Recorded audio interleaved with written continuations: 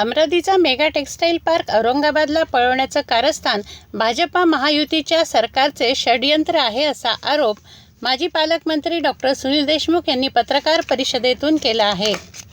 या योजनेअंतर्गत उभारण्यात येणारे प्रकल्प हे 5F म्हणजेच फार्म, फायबर, फॅब्रिक, फॅशन व फॉरेन या तत्वावर जागतिक दर्जाच्या सूत्रावर आधारित आहेत. सदर प्रकल्पामुळे संपूर्ण पश्चिम विदर्भातील आपल्या कापूस उत्पादनात अग्रेसर असलेल्या भागाच्या अर्थकारणाची दिशा बदलवण्याचा हा क्षमता असलेला हा प्रकल्प आहे. या मुख्यमंत्र्यांनी तिथे जाऊन अमरावतीच्या आणि सोबत औरंगाबादच नाव जोडलं. आता एकच प्रोजेक्ट जर द्यायचा आहे तर अमरावती त्यावेळी तुम्ही औरंगाबाद जोडून औरंगाबादबद्दल आग्रही राहिले. हा प्रोजेक्ट जर औरंगाबाद मध्ये आला आणि तिथूनच्या MIDCच्या लोकांनी मग तुम्ही त्याचे पेपर कटिंग पाहिलं असेल की जसा तो झालेला या अनुषंगाने आणि त्याच्या फार्मा ह्या सगळ्या इंडस्ट्री तिथे ऑलरेडी आहेत. म्हणजे तिची MIDC पूर्ण भरलेली आहे, सगळ्या प्रकारचे कारखाने तिथे आहे. पण अमरावतीमध्ये एक टेक्सटाईल प्रोजेक्ट जर येत असेल तर हे सर्व मिळून त्याला सॅबोटाज करण्याचा जो प्रयत्न करण्यात आहे तो सॅबोटाज करण्याचा प्रयत्न आपल्याला हाणून पाडायचा आहे. आणि म्हणून आमची ही प्रेस कॉन्फरन्स आम्ही या अनुषंगाने बोलवलेली आहे. धर्म संयोजकांनी आपले दोन्ही खासदार आज पक्षश्रेष्ठींच्या अत्यंत जवळचे आहेत, या बाबतीत काही दुमत नाही.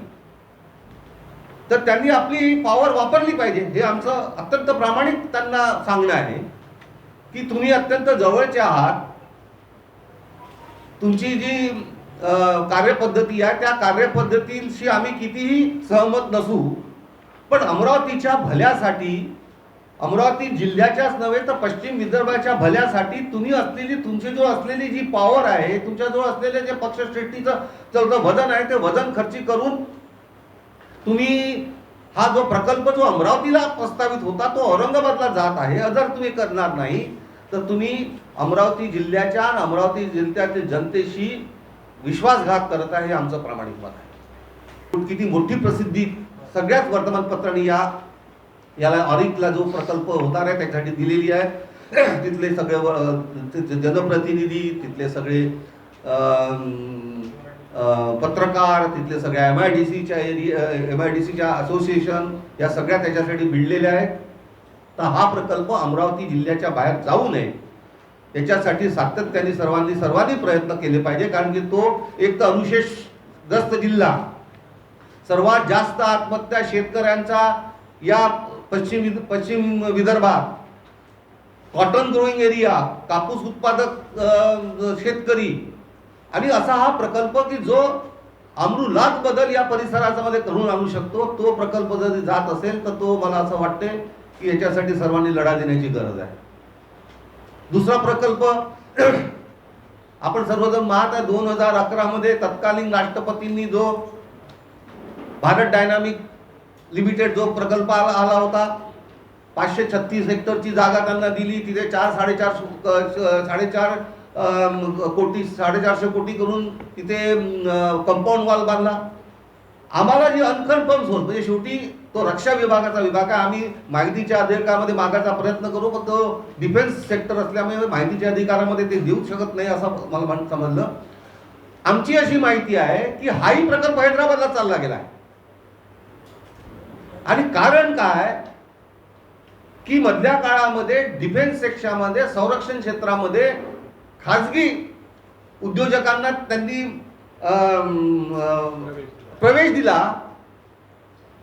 आणि जो खाजगी उद्योजक आज देशातल्या जगातला 4थ्या नंबरवर आहे, जो बिल गेट्सपेक्षा समोर चालला गेला, तो खाजगी क्षेत्रात उतरला. त्याला अमरावतीला करायचं नाही, त्याला हैदराबादला करायचा आहे असल्यामुळे त्यांनी हा प्रकल्प हैदराबादला नेलेला आहे. आता माहितीच्या अधिकारामध्ये आम्ही प्रयत्न करतोय पण तो मिळत नाही कारण की डिफेन्स सेक्टर आहे. तर हे दोन्ही प्रकल्प ज्यांनी असा आहे की मधल्या काळामध्ये मी त्याची माहिती घेतली होती. या प्रकल्पासोबत जो भारत डायनामिक जो प्रकल्प आहे त्याच्यासोबत जे अँसिलरी युनिट, नट, बोल्ट, छोट्या छोट्या गोष्टी, त्याच्यामुळे इतका मोठ्या प्रमाणावर वाव होता पण तो दोन्ही प्रकल्प अमरावतीतून निघून गेलेले असल्यामुळे हे अत्यंत गंभीर अशी समस्या मला वाटते आपल्या जिल्ह्यातील लोकांसमोर आणि बेरोजगारांसमोर येणाऱ्या काळात येणार आहे. म्हणून त्या अनुषंगाने ही प्रेस कॉन्फरन्स आम्ही इथे बोलवलेली आहे. तर आता अमरावतीकरांच्या आणि जे काही लोकप्रतिनिधी त्यांच्या हाती काय आहे? आता हनुमान चालीसा आणि दंगे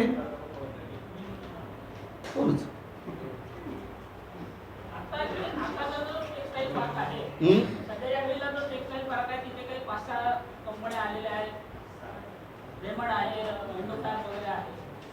काही उद्योजकांचं असं म्हणणं आहे का इथे पॉलिटिकल त्रास खूप होतो आम्हाला, या संदर्भात आपलं काय म्हणणं? नाही, अत्यंत खरी गोष्ट आहे, गंभीर गोष्ट आहे. राजकीय नेतृत्वाने आपल्या परिसरामध्ये येणाऱ्या उद्योजकांना जर त्रास देण्याचं धोरण त्यांचं कोणाचं असेल आणि त्यामागील काय कारण आहे ही मला सांगायची गरज नाही, तुम्ही सगळ्यांना समजता. तो कोणता उद्योजक येणार आहे? म्हणजे जर आपल्याकडच्या जनप्रतिनिधी खरं तर रेड कार्पेट म्हणून त्यांचं स्वागत केलं पाहिजे, पण आल्या दिवशीपासून माझं काय आणि समजा माझं नसेल तर मला काय, समजा मला वाटते त्याच्या डिटेल्स मध्ये जाण्याची अर्थ नाही. तर उद्योजक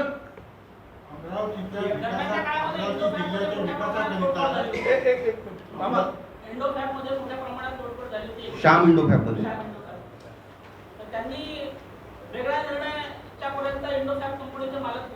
पहा ना, ते श्याम इंडो फॅब मध्ये प्रस्तावित लागत फक्त 273 कोटीची होती.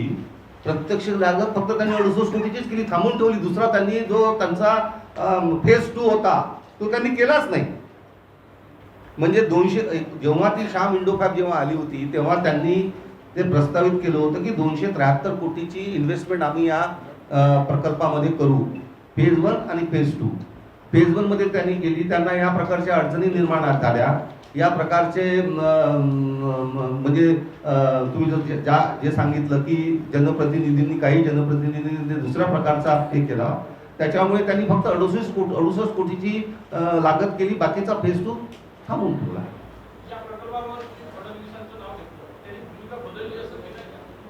असं आहे की त्यांनी जे मे महिन्यात पत्र लिहिलेलं होतं विरोधी पक्ष नेता म्हणून, ते पत्रही याच्यात दिलं नाही. कारण विनाकारण आपल्याला असा शेवटी सगळ्यांची मदत पाहिजे, म्हणजे असा या अनुषंगाने फक्त टीका करायची आणि शेवटी मदतही आपल्याला त्यांच्याकडनं. पण त्यांनी विरोधी पक्ष नेता म्हणून हा प्रकल्प अमरावतीला द्यावा असं पत्र लिहिलेलं होतं. तर त्यांनी का भूमिका बदलवली? पहा मग त्यांनी का भूमिका बदलवली? असं आहे की ती झाल्याबरोबर, सरकार बदलल्याबरोबर पहिल्या आठवड्यामध्ये जी कॅबिनेट बैठक होते त्या कॅबिनेटमध्ये औरंगाबादचा प्रस्ताव येतो, त्याला मान्यता मिळते. तो प्रस्ताव घेऊन मुख्यमंत्री तिथे जातात, अर्थमंत्र्याची भेट घेतात आणि त्यांना आग्रह धरतात की हा प्रकल्प औरंगाबादमध्ये आणावा का. मग अशा वेळेस उपमुख्यमंत्र्यांनी त्यांना सांगायला पाहिजे की मी ऑलरेडी असं पत्र लिहिलेलं होतं. आणि कारण की शेवटी एक गोष्ट आपल्याला अत्यंत प्रामाणिकपणे कबूल करावी लागेल की देवेंद्र फडणवीस यांनी मेहनत घेतल्यामुळे त्या सरकारामुळे त्या इतके जे तिथे आलेत, टेक्सटाईल पार्क आले, त्याच्यामध्ये त्यांनी ती घेतलेली मेहनत आहे आणि ती आपण नाकारली पण नाही.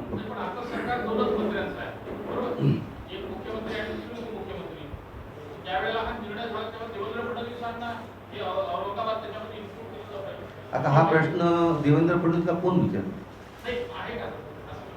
अरे जे डोळ्याने दिसते, तुम्ही समजा की जो याच्यामध्ये लिस्ट आहे, त्या लिस्टमध्ये पहिले एकच अमरावती, मग हा आणि मी तुम्हाला सांगितलं 15 March was a last date to submit the proposal. 23 ला यादी नोंद झाली. मग जुलै महिन्यामध्ये दुसरा प्रस्ताव तिथे नेण्याचा काय प्रयोजन आहे?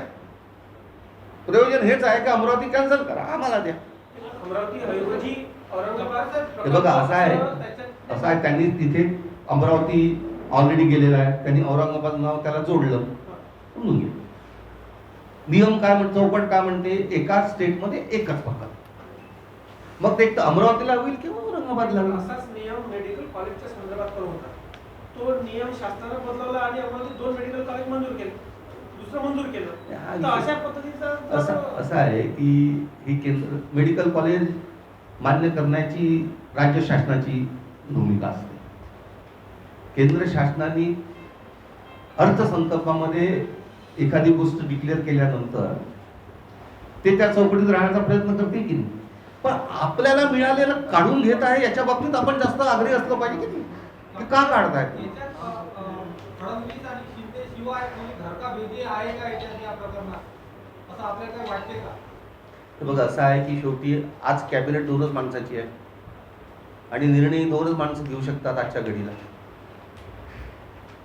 त्याच्यामुळे आपण त्या दोघांनाच विनंती करणार आहोत की आमचं सोडून तुम्ही आमचं हे करू नका. तुमचं म्हणणं असं आहे की हा प्रकल्प वळवण्यासाठी इथल्या काही लोकांचा त्यांच्याशिवाय दुसरा कोणाचा संबंध आहे का असं आपली काही माहिती आहे? माझ्याकडे अशी काही माहिती नाही.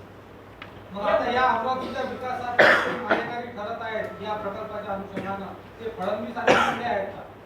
सरकार असं आहे, महाराष्ट्र शासनाने जेव्हा अमरावतीचा एक प्रस्ताव असताना दुसरा प्रस्ताव पाठवण्याचं प्रयोजन नव्हतं, त्यामुळे ही अर्थमंत्री नामदार निर्मला सीतारमण यांनी देशात एकूण 7 PM mega integrated textile region and apparel park स्थापित करण्यात येणार असल्याची घोषणा केली होती. याकरता एकूण 4,445 कोटी रुपये केंद्रीय अर्थसंकल्पातून उपलब्ध करून देण्यात येतील व त्यातून ग्रीनफील्ड तसंच ब्राऊनफील्ड म्हणजे नव्याने किंवा अस्तित्वात असलेल्या ठिकाणी हे पार्क उभारण्यात येतील असंही सांगितलं होतं. याकरता केंद्रीय वस्त्रोद्योग मंत्रालयाने सर्व राज्यांकडून प्रस्ताव मागितले होते. हे प्रस्ताव सादर करण्याची अंतिम तिथी 15 मार्च 2022 होती. अमरावती येथील नांदगावपेठ औद्योगिक वसाहतीमध्ये मेगा टेक्सटाईल पार्ककरता सर्व सुविधा उपलब्ध असल्यामुळे आणि अगोदरच 20 टेक्सटाईल कंपन्या स्थापित असल्यामुळे राज्यातील महाविकास आघाडी सरकारने केंद्र शासनाच्या या योजनेमध्ये मेगा टेक्सटाईल पार्क अमरावती येथे उभारण्यात यावा असा प्रस्ताव सादर केला होता. मात्र हा मेगा टेक्सटाईल पार्क औरंगाबादला पळवण्याचं कारस्थान झालं आहे असं सुनील देशमुख म्हणाले आहेत. थोडा वेळ राजकारण बाजूला ठेवून अमरावती जिल्ह्याच्या विकासाकरता सर्व पक्षीय बैठक घेऊन मी त्यांचेही विचार तुम्हाला घेता येईल किंवा ते त्यांचा वेळ आहे का तुमच्या फेवरची आहे, कारण आपल्याला जिल्ह्याचा विकास करायचा आहे. एवढं प्रोजेक्ट आज बाहेरगावी चाललेला आहे, तर त्यांचेही विचार घेणं आवश्यक वाटत नाही काय? राजकारण म्हणूनच मी काय म्हटलं, राजकारण विरहित मी बोललो पाहिजे तुम्हाला की आज आपल्या आणि किती सुस्पष्ट बोलू की अनायसे आपल्या दोन्ही खासदारांची फार जवळीक आहे पक्षश्रेष्ठींची. असं आहे की शेवटी राजकारणात, समाजकारणात, प्रशासनात मी वावरलेलं आहे. खाली किती झाले तरी निर्णय कसे आणि कुठे होतात आणि कोण करतं हे मला माहीत आहे. त्यामुळे आपल्याला जर माहीत आहे की निर्णय इथे होणार आहे तर निर्णय करणारे कोण आहे आणि ते कोणाच्या इन्फ्लुअन्स खाली निर्णय करणार आहे हे माहीत असताना आपण ते इन्फ्लुअन्स वापरायचे की नाही वापरायचे हा आपला प्रश्न आहे. आणि आपण तो वापरण्याच्या आज ज्या लोकांनी जर वापरले तर तो होऊ शकतो हे माझं म्हणणं. नाही, ती जी योजना आहे सेंट्रल गव्हर्नमेंटची त्याच्यामध्ये एक नॉर्म्स असं दिलेलं आहे की जिथे स्ट्रक्चर आहे तर त्याला प्रायोरिटी द्या आणि स्ट्रक्चर अमरावतीला आहे. स्टेट गव्हर्नमेंटनी अशोक चव्हाणच्या वेळेस मंत्री होते तेव्हा ते टेक्सटाईल पार्क मंजूर झालं होतं 2005ला आणि मग ते इथे इतक्या कंपन्या आलेल्या आहेत. स्ट्रक्चर अमरावतीला आहे आणि त्याच्यानंतरच तिथे लँड ॲक्टिव्हेशन वगैरे झालेलं आहे एखाद्या पुन्हा म्हणूनच मी काय म्हणतो की त्यांनी जे आर्ग्युमेंट तिथे ठेवलं मुख्यमंत्र्यांनी औरंगाबादबद्दल की बाबा इथे इन्फ्रास्ट्रक्चर आहे, इथे ऑलरेडी टेक्सटाईल इंडस्ट्री आहे वगैरे वगैरे, तिथे फक्त एकच टेक्सटाईल इंडस्ट्री आहे.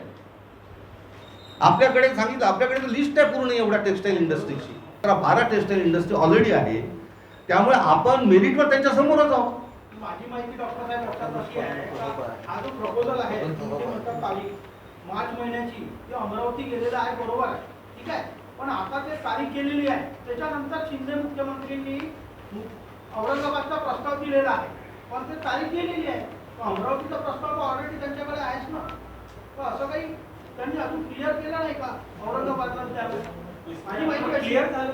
अरे बाबा, मला तुम्ही सांगा, राज्याचा मुख्यमंत्री एक तर एका राज्यामध्ये एकच प्रस्ताव मांडणार हे आपल्याला माहीत आहे. एकच प्रस्ताव गेलेला आहे माहीत आहे.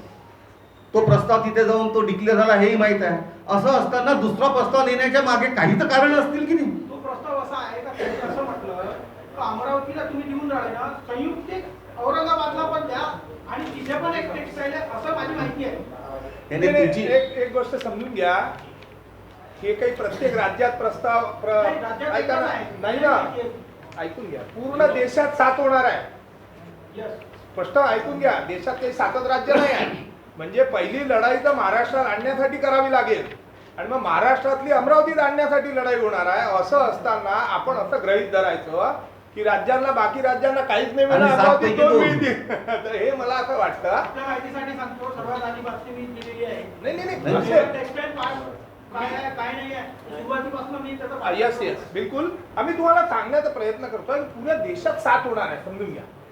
त्याच्यातला 7 एक मुद्दा आणखी असा आहे का जो काही जणांच्या चर्चेमधून आला का इथे जे आता जे कारखाने आलेले आहेत त्यांचे जे मालक आहेत त्यांचाही दबाव एक अप्रत्यक्षरित्या वाढतो आहे का बा इथे आपल्याला राहायचं नाही आहे आणि दुसरीकडे शिफ्ट व्हायचं आहे, अशी काही माहिती तुमच्याकडे आहे नाही, अशी नाही. व्हेरीफाय करता येईल का ती? नाही, आता तुम्ही म्हटला की ताई विचाराने विचार करू काय ते सगळे आणखी सगळे जे जसं सांगितल्याप्रमाणे तो मुद्दा होता की बा पॉलिटिकल त्रास त्यांना होतो आहे, तर त्या त्रासातूनच ती एक वेगळी बाजू त्यांनी काही जणांजवळ मांडलेली आहे आणि म्हणूनच हा जो औरंगाबादचा जो विषय आला तो तिथूनच बिल्ड झाला. हे जे आता तुम्ही आकडे आणि चार्ट दाखवला, हे इन्व्हेस्टमेंट आणि जे प्रपोजल आहे हे आता किती वर्षापासून चालू आहे. हे चार्ट मी दरवर्षी छापतो, प्रकाशित करतो, पण याच्यावर कोणीच रिव्ह्यू घेत नाही. आम्ही पत्रकार लोक याच्यासाठी देतो का संबंधित नेत्यांनी त्याचा रिव्ह्यू घ्यायचा का बरं हे प्रपोजल एवढं होतं आणि एवढंच का बरं आहे, तर याच्या मागचं कारण नाही, काय मधल्या आहे? काळामध्ये तुम्हालाही माहिती आहे, मधल्या काळामध्ये कोरोनामुळे 2 वर्ष सगळे जेवढे प्रस्तावित हे होते एक्सपान्शन ते थांबले. त्याच्या आधी पण थोडं नाही नाही, आपण चार्ट जर बघितला हे बघ, 2000 आपण जेव्हा एमएलए होता आणि फडणवीस साहेब तिथे आले होते, 2014ला पहिला प्रोजेक्ट आला होता, त्यावेळेस पण त्यांनी सांगितलं होतं का ते फ्लाईट सुरू करणार पुढच्या वर्षी, म्हणजे 2016 पर्यंत फ्लाईटची डेडलाईन ते तिथे डिक्लेअर झाली होती. ती कधी माझ्याकडे आज पण आहे आणि त्याच्यामध्ये पण त्यांनी म्हटलं होतं का रेमंड आज सुरू झाला, सियारा सुरू होणार आणि याच्यानंतर 3 वर्षांनी रेमंडची जे शाळा आहे ना, ठीक आहे, त्यांनी पण सुद्धा सांगितलं होतं सिंगानिया साहेबांनी, पण त्याचा पुढे काही फॉलोअपच नाही झाला. फॉलोअप नाही, असं आहे की ते फॉलोअप घेण्यासाठी जनप्रतिनिधी कमी पडले असतील या बाबतीत दुमत नाही.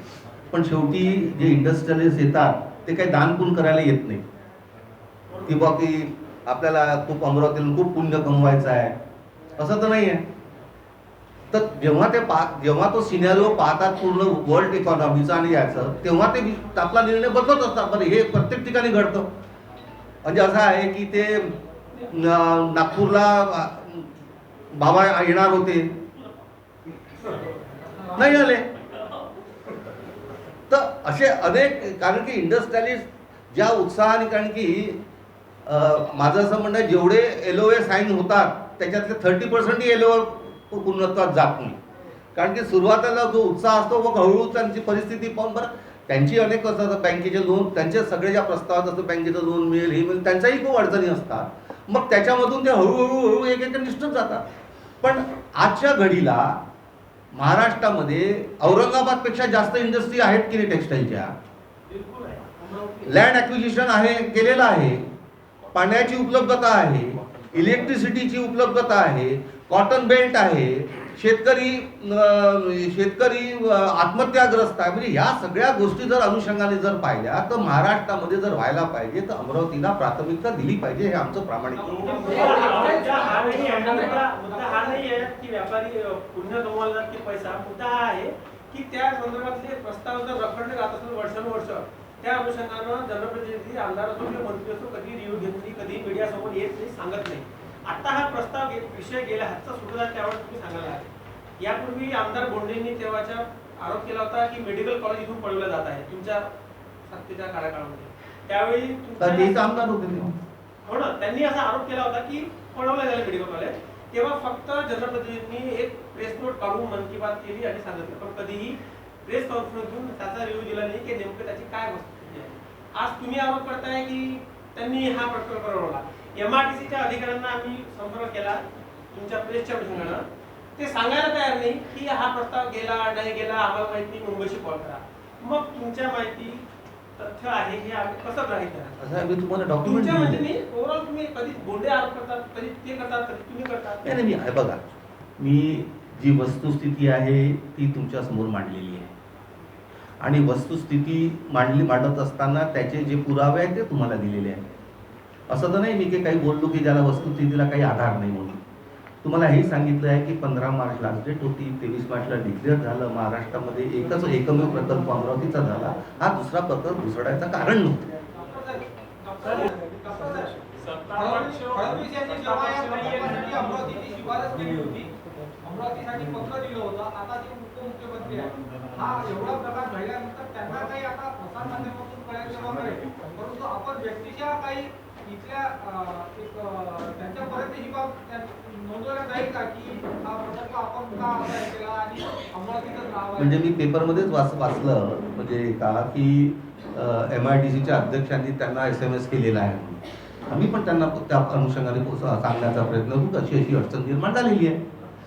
पण जे मी पेपरला वाचलं की अमरावतीच्या MIDC असोसिएशनच्या अध्यक्षांनी असं झालेलं आहे याचा SMS त्यांना केलेला आहे. आम्ही त्यांच्यावर अजून हे करून त्यांना हे की तुम्हीच याला प्रस्तावित केलं होतं पण आज ते होऊ न राहिलं.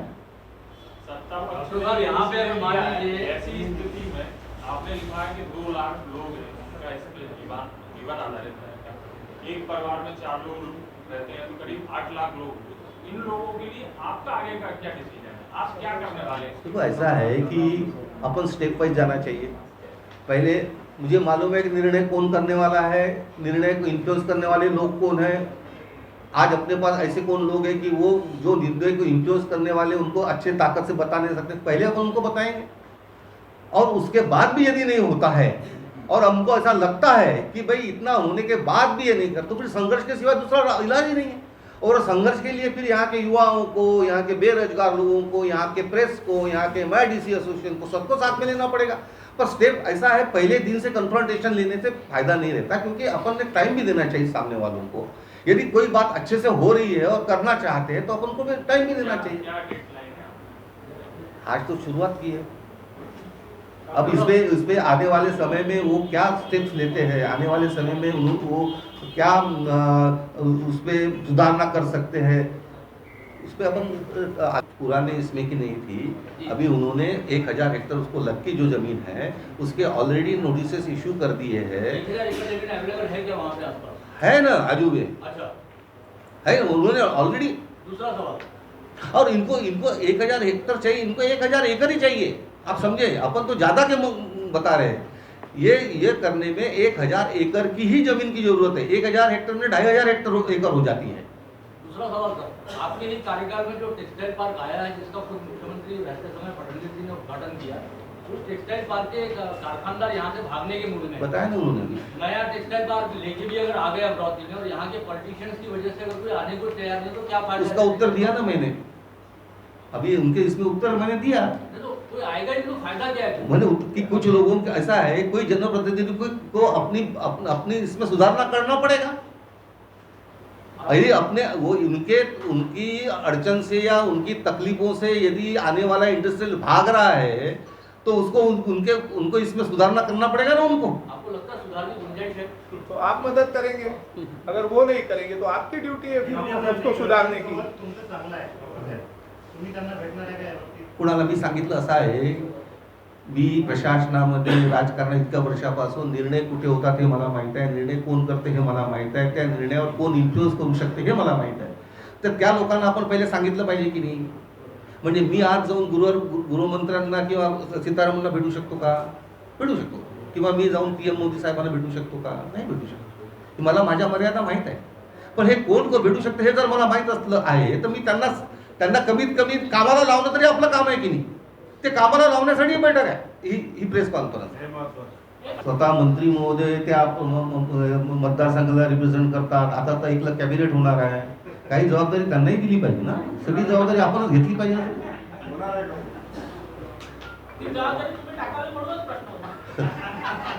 आपकी बातचीत में आपने कहा कि जैसा फडणवीस जी के बारे में अक्सर बोला जाता है कि अमरावती नागपुर ये उनका बड़ा दिवाड़े का विषय भी रहता है.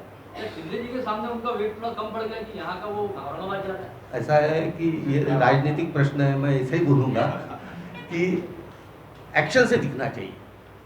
बोलने से कोई फायदा नहीं. एक्शन क्या होती है उससे अपन लोग निर्णय लेंगे ना.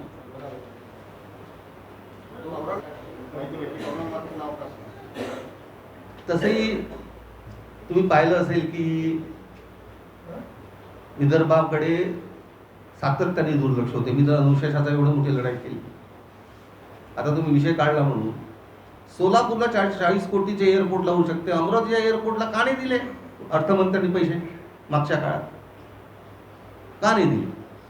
त्यांनी जो आता विषय काढला नागपूर अमरावती मेडिकल कॉलेजला का मागे पडलं? काही लोकांना विदर्भाबद्दल आस्थाच नाही, किंवा इथे आता त्या पक्षाबद्दल बोलत नाही, कोणतीही पक्ष असतो, त्यामुळे इथे काही नाही केलं तर इथचे लोक काही करत नाही अशी त्यांची भावना झाली असेल बहुधा. नाही तर म्हणजे मी जेव्हा आमदार होतो आणि जेव्हा मी सार्वजनिक उपक्रम समितीचा चेअरमन होतो, तेव्हा मी सारे सेक्रेटरी करून बेलोरा एअरपोर्टच्या टर्मॅकवर बैठक घेऊन त्यांना आपला टाइम टेबल बनवून दिला होता की या महिन्यात हे करायचं, या महिन्यात त्याच्यात टर्मिनल बिल्डिंग, त्याचं एअरवे, त्याचं लँड ॲक्ट, सगळं आणि त्याप्रमाणे सगळं चालू होतं. भूमिपूजनही केलं देवेंद्रजी फडणवीसांनी. पैसेही आले. पैसे आल्यानंतर असं काय घडलं की त्या ठेकेदाराचे 9 कोटी रुपये अटकून टाकले, पुढचे पैसेही दिले नाही. आणि टर्मिनल बिल्डिंग जी 2021च्या डिसेंबरमध्ये तयार होणार होती, टर्मिनल 2022च्या डिसेंबरला ते तयार नाही. हे कोणाचं तरी सातत्याने विदर्भावर अन्याय करण्याचं जे आहे त्याच्यामध्ये षड्यंत्र, त्याच्यामध्ये आप बोलेंगे भूसनीकर. मेरे टेन्योर में सुपर स्पेशलिटी हॉस्पिटल्स भी आए, IRDPI, IPDS भी आया, सारा तो आया नहीं आया. 114 कोटी का IRDPI, सुपर स्पेशलिटी हॉस्पिटल्स 2 निर्माण हुए, IPDS में अंडरग्राउंड सब हुआ, पानी पुरवठा योजना टप्पा 2 भी आ गई. आखिरी ऐसा है कि कितना भी ऑब्स्ट्रक्शन है तो जनप्रतिनिधियों को वो अड़थड़े दूर करके ही काम करना पड़ता है. नहीं, इसमें आरोप रहता हुआ था ना कि अगर आपने कुछ लाया तो दूसरा बोलता कि चलो उस पर कुछ टैग लगाओ, मेरे को क्या मिलता है, ये पीछे ये चक्कर के अंदर पूरा नुकसान ही हो रहा है. मैं बोला पिछले कार्यकाल में आया कि नहीं आए? अब इस संदर्भ में आपके टेन्योर में सब कुछ आया, लेकिन आप 2 टेन्योर में नहीं आ पाए, ये भी अमरावती की शोकांति का कही जाए. भारत डायनामिक संदर्भातला जो विषय होता तो कन्फर्म आहे का पूर्ण? काय आहे, ते डिफेन्सशी संबंधित सेक्टर आहे. मी खूप प्रयत्न केले दिल्लीहून माहिती मिळवण्याचा. प्रामाणिकपणे सांगतो की बा असं आहे की एवढा मोठा आरोप करायच्या पहिले आपल्याला काहीतरी हातात असलं पाहिजे, पण ते डिफेन्स सेक्टर असल्यामुळे ते माहितीच्या जवळ काही देत नाही. म्हणून ते शेवटचं मी शेवटी MIDCच्या अधिकाऱ्यांना विचारलं. ते म्हणे आम्ही त्यांना नोटीसवर नोटीस पाठवून झालो की तुम्हाला लँड ॲक्विजन केल्यानंतर 5 वर्षाच्या आतमध्ये प्रोडक्शन सुरू करायला पाहिजे. ते आमच्या नोटीसला उत्तरही देत नाही, ते आम्हाला काही कळवतही नाही. त्याच्यानंतर 5 वर्षांनी जे इथे आंध्र प्रदेशमध्ये जो दुसरा प्रकल्प होता त्याच्यामध्ये प्रोडक्शनही सुरू झालं 2021 मधून. हां, नंतर मंजूर झाला. त्याचं मधल्या काळामध्ये जे लोकसभेमध्ये हा निर्णय झाला की डिफेन्स म्हणजे संरक्षण विभागामध्ये सुद्धा प्रायव्हेटायझेशन केलं पाहिजे. त्या प्रायव्हेटायझेशनमध्ये एका मोठ्या इंडस्ट्रियलिस्टनी ही जे मिसाईल आहे ते स्वतः प्रोडक्ट्स करण्याचा त्यांनी ठेका घेतला आणि त्याला अमरावती इनकन्व्हिनियंट आहे म्हणून हे सगळं काम तो हैदराबादला नेला. डिफेन्स सेक्टरमध्ये माहितीच्या देशात माहिती देत नाही ही तर पुस्तक खाली. हा तुम्ही प्रश्न मला विचारून काय फायदा?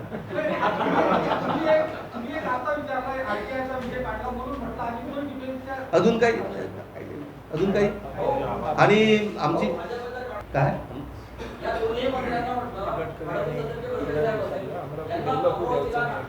पण असा आरोप आपण का करावा त्यांच्यावर? नाही का असा आरोप करण्याचं मागचं कारण काय मला तर काही दिसत नाही. उलट त्यांनीच तर भूमिपूजन केलं होतं. हो ना, तेच तर सांगून झालो ना की सगळं झाल्यानंतर सुद्धा देणार. आणि मी तुम्हाला सांगतो म्हणजे समोर गेलेला प्रकल्प एअरपोर्टचा त्याच्यासाठी पैसे द्यायचे नाही आणि त्या सोलापूरसाठी आणि कोल्हापूरसाठी 40-40 कोटी रुपये देऊन द्यायचे मधल्या काळामध्ये. तर ते कोणाची तरी असूया असतील तरच होऊ शकते नाही. नितीन गडकरी साहेब तुमच्या जवळचे आहे. आता तुम्हाला सगळं माहिती आहे ना. नितीन गडकरी तुमच्या जवळचे आहे. त्यांच्या माध्यमातून